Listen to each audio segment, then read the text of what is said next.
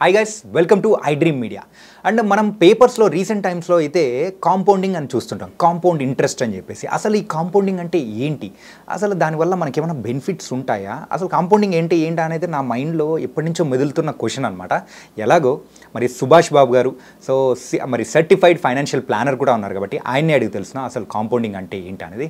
Hi sir, welcome to iDream Media. Thank you. And compounding అంటే ఏంటి sir? మన పేపర్లలో చాలా వరకు వింటున్నాం కాంపౌండ్ ఇంట్రెస్ట్ అని చెప్పేసి, అసలు ఏంటిది? పవర్ ఆఫ్ కాంపౌండింగ్ అనేది చాలా ఇంట్రెస్టింగ్ కాన్సెప్ట్ అండి. ఎప్పుడో Albert Einstein Nobel winner, he made a huge comment, power of compound interest is the 8th wonder of the world అన్నారు ఆయన. Okay. And those who know about it, those who use it effectively benefit from it, those who don't pay for it అన్నారు. So దాని అర్థం ఏంటంటే అది compound interest అనేది మన లైఫ్లో అన్ని చోట్ల ఉంది. మరి లోన్ తీసుకుంటే మనకి వేసే interest compound interest, credit card మనం కట్టేది కాంపౌండ్ ఇంట్రెస్ట్, బ్యాంక్ లోన్ తీసుకుంటే కట్టేది కాంపౌండ్ ఇంట్రెస్ట్, అన్ని లోన్స్ మనం కట్టేది కాంపౌండ్ ఇంట్రెస్ట్. కాంపౌండ్ ఇంట్రెస్ట్ అంటే ఇంట్రెస్ట్ కడతాం మనం, ప్రిన్సిపల్ ఇంట్రెస్ట్ మీద ఇంట్రెస్ట్ కడుతూ కట్టకపోతే పెనల్ ఇంట్రెస్ట్ పడుతుంది. క్రెడిట్ కార్డు టైంకి కట్టకపోతే 36%, 43% వాళ్ళు ఛార్జ్ చేస్తారు. అంటే మనం 3 times 1/3 కడతాం, 36% మనం కట్టకపోతే, టైం కట్టకపోతే చాలా సివియర్గా మనం లాస్ అవుతాం ఆ కాంపౌండ్ ఇంట్రెస్ట్లో. సో అలాగే దాని బెనిఫిట్స్ ఏమిటి అంటే పవర్ ఆఫ్ కాంపౌండింగ్ది చిన్న ఎగ్జాంపుల్ చెప్తాను. 10,000 రూపీస్ ఎస్ఐపి స్టార్ట్ చేస్తే, ఎస్ఐపి అంటే systematic investment plan, every month మనం ఇన్వెస్ట్ చేసుకుంటూ వెళ్తాం మ్యూచువల్ ఫండ్ స్కీమ్లో. 12% రిటర్న్ అంటే బేస్ రిటర్న్ ఎక్స్పెక్ట్ చేస్తాం మార్కెట్లో. అంటే ఎక్కువ హోప్స్ కాకుండా 12% good number to expect in return realize. So 10,000 rupees invest చేస్తాం ఎస్ఐపి, 12% రిటర్న్లో ఒక 20 ఏళ్లలో అది 92 లక్షలు అవుతుంది, 92 lakhs అవుతుంది అది. ఓకే. అంటే క్యాలిక్యులేషన్ ప్రకారం డబ్బు తీయకపోతే అలా ఎక్స్పెక్ట్ చేస్తే 92 lakhs అయ్యే అవకాశం ఉంది. ఇక్కడ కాంపౌండ్ ఇంట్రెస్ట్ జాగ్రత్తగా వినండి. ఇక్కడ నెక్స్ట్ 5 yearsలో ఎంత పెరగచ్చు, 92 ఎంత అవ్వచ్చు మన అంచనా ప్రకారం 20 ఏళ్ళలో 90 లక్షలు అయింది అది. ఇంకో 5 ఏళ్ళు ఎంత అవుతుంది? ఒక 25, అప్రాక్సిమేట్లీ 23, 1/4 అని చెప్పాను. 1/4 అది 1.8 lakhs crores అవుతుంది. అది 1.8 crores అవుతుంది. How is it possible sir? అదే పవర్ ఆఫ్ కాంపౌండ్ మ్యాజిక్ అది. ఓకే. అంటే 20 ఏళ్ళలో 92 lakhs అయింది, నెక్స్ట్ 5 yearsలో 1.8 crores అయింది, ఇంకొక 5 ఏళ్ళలో 3.60 లక్షలు అవుతుంది. డబల్ అయిపోతూ వెళ్ళిపోతుంటుంది. ఎస్, అది compound, power of compounding. Okay. So మనం ఇది లీనియర్గా గ్రో అవ్వదు. మ్యాథమెటికల్ భాష మాట్లాడితే అంటే టైంకి దానికి గ్రోత్కి లీనియర్ గ్రోత్ అంటారు. అంటే లైన్ గ్రాఫ్ ఇలా ఉంటే దాని లీనియర్ గ్రోత్ అనుకుంటాం. ఇది వచ్చి ఇలా పారాబోలిక్ ఇది పెరిగిపోతున్నట్టు. ఈ గ్రోత్ని ఎవరు ఎక్స్పెక్ట్ చేయరు. Common man doesn't realize. మీరు అనుకున్నాం అంతా 20 ఏళ్ళు 90 lakhs అంటే ఇంకో 5 ఏళ్ళు 1/4 దాదాపు 25 lakhs అనుకున్నాం. అది మార్చి అది ఏకంగా డబుల్ అయిపోతుంది. అది ఇది పవర్ ఆఫ్ కాంపౌండింగ్. సో దీన్ని మనం జాగ్రత్తగా కానీ మనం దీన్ని విజువలైజ్ చేసుకుని వాడుకోగలిగితే మన investment growth will be very very సూపర్గా ముందుకు వెళ్ళిపోతుంది.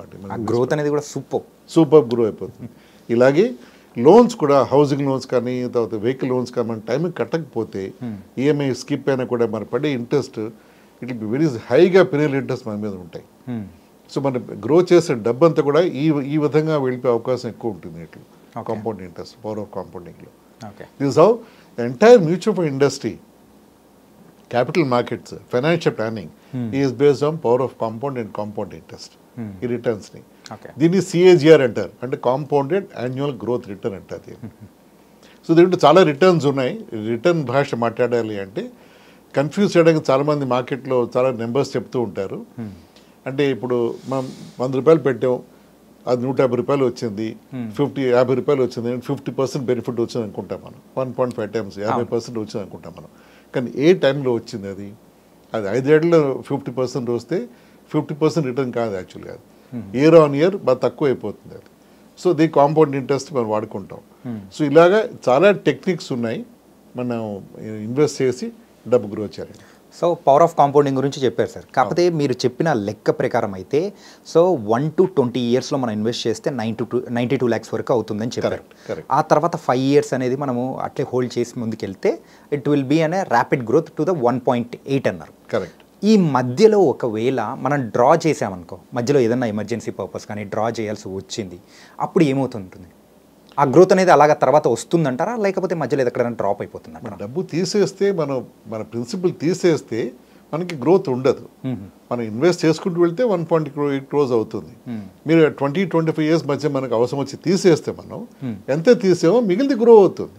ఓకే. సపోజ్ 1 crore తీసుకోకుండా 1.8లోంచి మనం మిగతా డబ్బు గ్రో అవుతుంది. అది ఓకే. అట్టే పెడితే డబ్బు గ్రో అవుతుంది, తీసేస్తే మిగిలిన డబ్బు గ్రో అవుతుంది. That's how it is. Okay. So నాకైతే ఈ కాంపౌండ్ ఇంట్రెస్ట్ మీద ఒక అవగాహన అనేది వచ్చింది. అండ్ మనం ఇన్వెస్ట్ చేసి ఇట్లే హోల్డ్ చేసుకుంటే మాత్రం అది మంచి ర్యాపిడ్ గ్రోత్గా కూడా ఉంటుందని అర్థమైంది.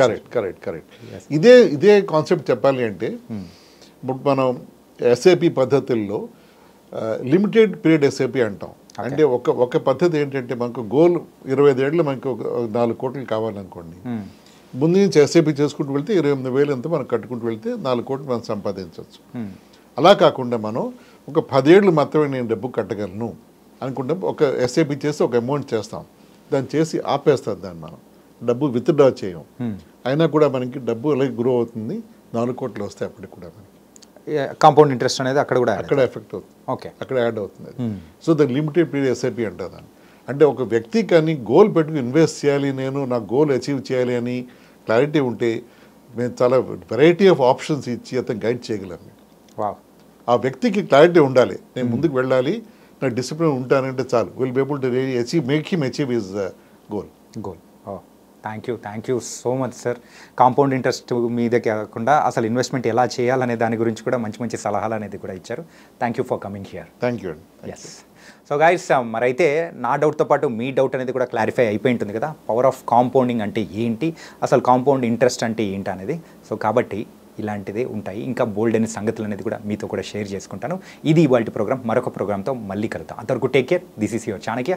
See you.